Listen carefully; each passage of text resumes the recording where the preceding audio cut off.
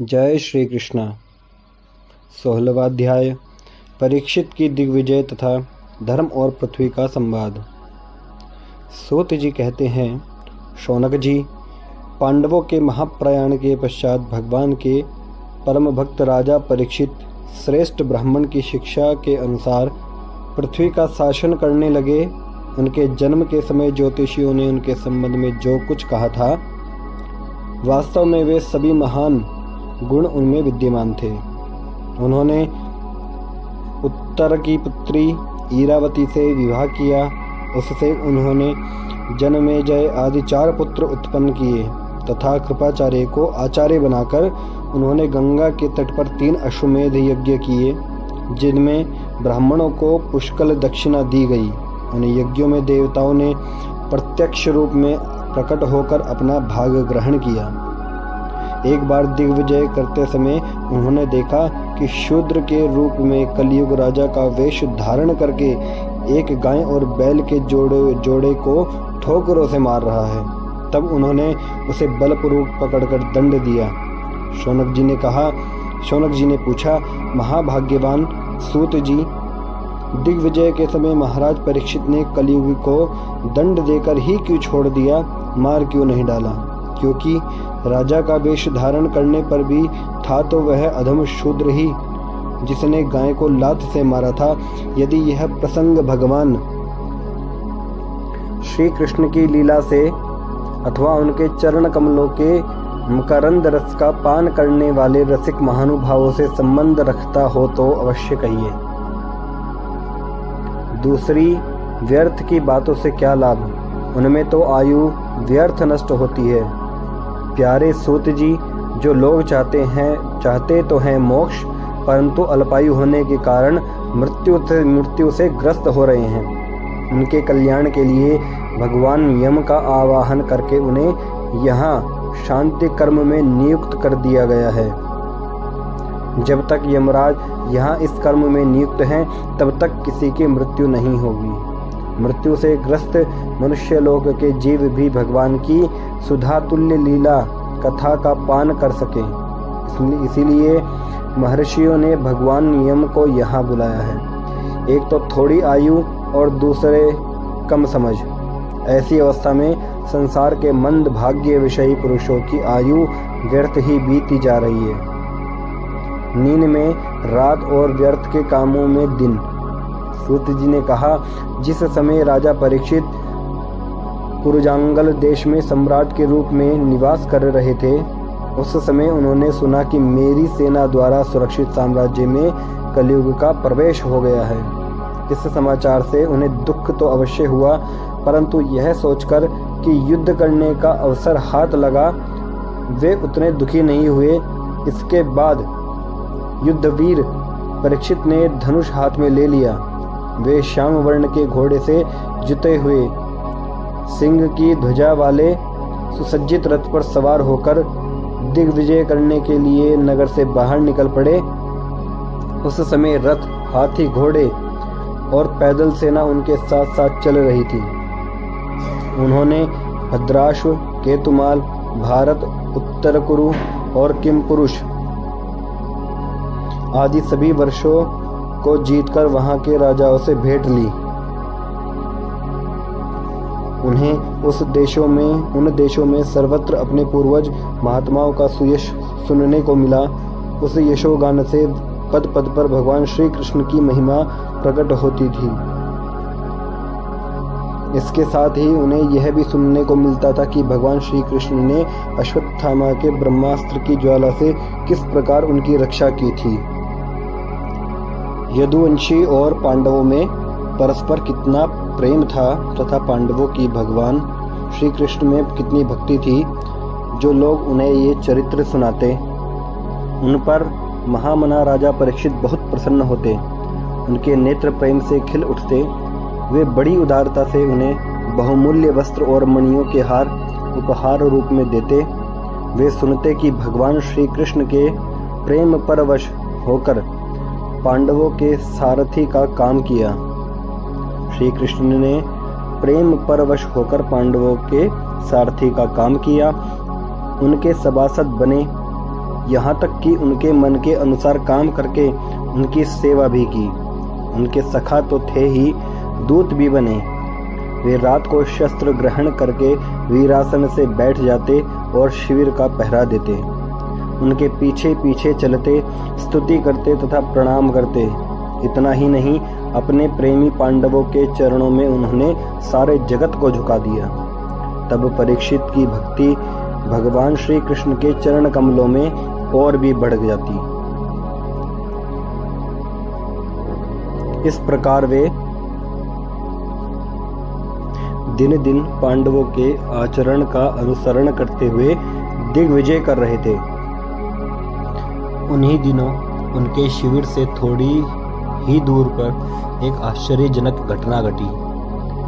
वह मैं आपको सुनाता हूँ। बैल धर्म का रूप धारण करके एक पैर से घूम रहा था। एक स्थान पर उसे गाय के रूप में पृथ्वी मिली। पुत्र की मृत्यु से दुखिनी माता के समान उसके नेत्रों से आंसुओं के झरने झर रहे थे। उसका शरीर श्रीहीन हो गया था। धर्म पृथ्वी से पूछने लगा। धर्म ने कहा, कल्याणी, कुशल से तो हो ना? तुम्हारा मुख कुछ मलिन हो रहा है। तुम श्रीहीन हो रही हो। मालूम पड़ता है तुम्हारे हृदय में कुछ ना कुछ दुख अवश्य है।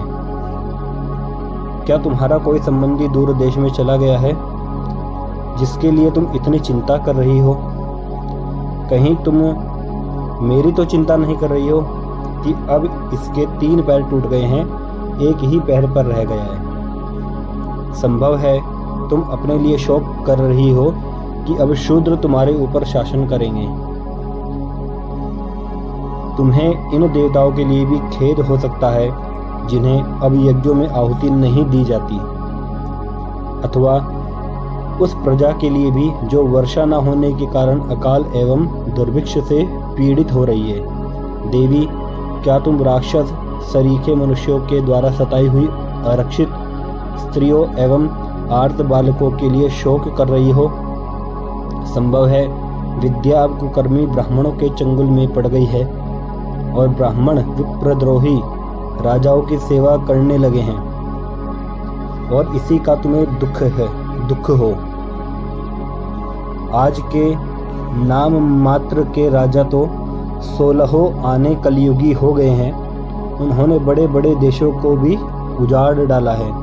क्या तुम उन राजाओं या देशों के लिए शोक कर रही हो? आज की जनता खान पान, वस्त्र, स्नान और स्त्री सहवास आदि में शास्त्रीय नियमों का पालन न करके स्वेच्छाचार कर रही है। क्या इसके लिए तुम दुखी हो?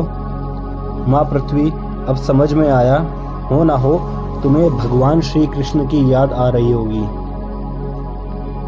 क्योंकि उन्होंने तुम्हारा भार उतारने के लिए ही अवतार लिया था और ऐसी लीलाएं की थी जो मोक्ष का भी अवलंबन है।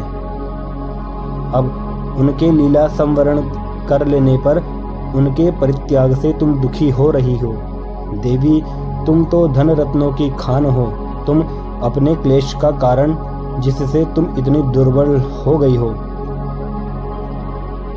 मुझे बतलाओ। मालूम होता है बड़े बड़े बलवानों को भी हरा देने वाले काल ने देवताओं के द्वारा वंदनीय तुम्हारे सौभाग्य को छीन लिया है।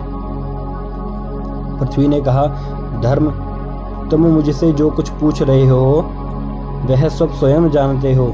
जिन भगवान के सहारे तुम सारे संसार को सुख पहुंचाने वाले अपने चारों चरणों से युक्त थे, जिनमें सत्य, पवित्रता, दया, क्षमा, त्याग, संतोष, सरलता, श्रम, दम, तप, समता, तितिक्षा, उपरति, शास्त्र विचार, ज्ञान, वैराग्य, ऐश्वर्य, वीरता, तेज, बल, स्मृति, स्वतंत्रता, कौशल, कांति, धैर्य, कोमलता, निर्भीकता, विनय, शील, साहस, उत्साह, बल, सौभाग्य, गंभीरता, स्थिरता, आस्तिकता, कीर्ति, गौरव और निरहंकारता, ये 39 अप्राकृत गुण तथा महत्वाकांक्षी पुरुषों के द्वारा वांछनीय शरणागत वत्सलता आदि और भी बहुत से महान गुण उनकी सेवा करने के लिए नित्य निरंतर निवास करते हैं।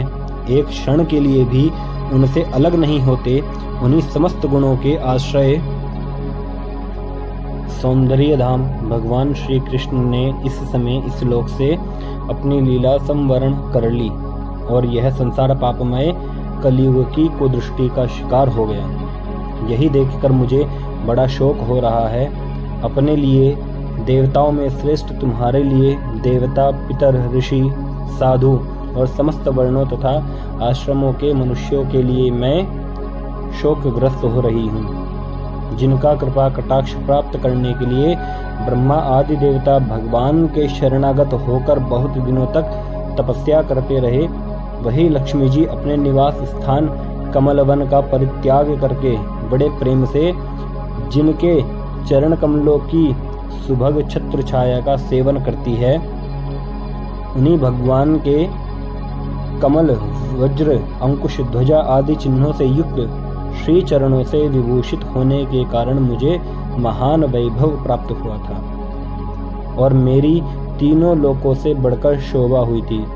परंतु मेरे सौभाग्य का अब अंत हो गया है। भगवान ने मुझे अभागिनी को छोड़ दिया। मालूम होता है मुझे अपने सौभाग्य पर गर्व हो गया था, इसीलिए उन्होंने मुझे यह दंड दिया है।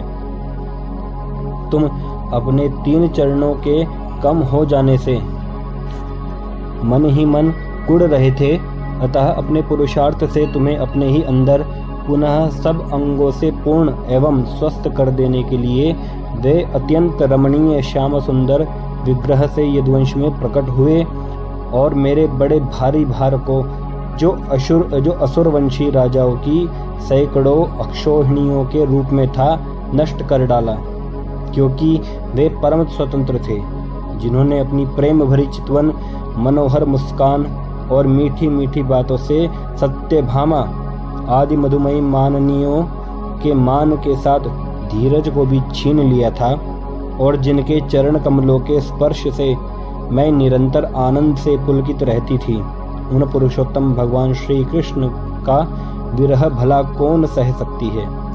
धर्म और पृथ्वी इस प्रकार आपस में बातचीत कर ही रहे थे कि उसी समय राजर्षि परीक्षित पूर्ववाहिनी सरस्वती के तट पर आ पहुँचे। 16वां अध्याय समाप्त। जय जय श्री राधे श्याम।